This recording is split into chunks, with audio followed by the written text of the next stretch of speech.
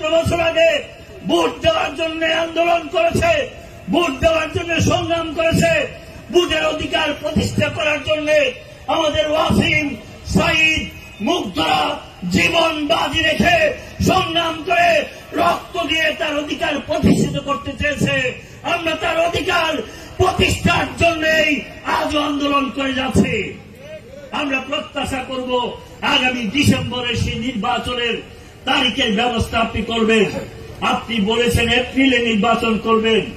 আমরা আপনাকে বলি এপ্রিল মাসে বাংলাদেশে কোন নির্বাচনের পরিবেশ হতে পারে না। এর আগে রোজা হবে, রোজার মাসে মুসলমানরা রোজা রেখে কোন নির্বাচন ক্যাম্পিং এ যেতে পারে না।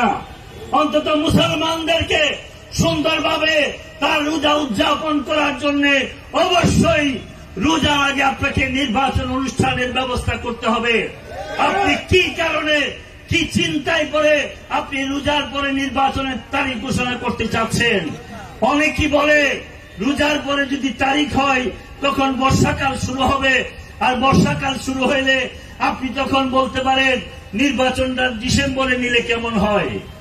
আমি আপনাকে অনুরোধ করবো ইউনূস সাহেব, আপনি যখন শেখ হাসিনার মামলায় পড়ে 3 তলা থেকে 6 তলায় লেফট করেছিলেন তখন আপনার পক্ষে কথা বলার কেউ ছিল না।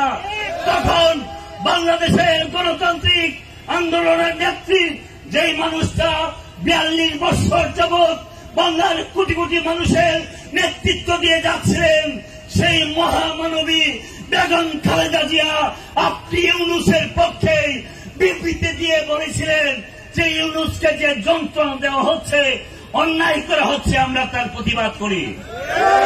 আপনার পক্ষে আমাদের প্রিয় নেতা বাংলাদেশের ভাবী রাষ্ট্রনায়ক তারেক রহমান সেদিন বলেছিলেন ডক্টর ইউনূসের উপরে নির্যাতন করা যাবে না।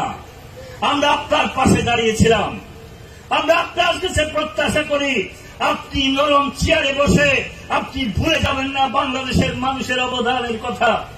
আমরা দুঃখ পেয়েছি আপনি জাপানে বসে একটা অক্ষর উচ্চারণ করেছিলেন।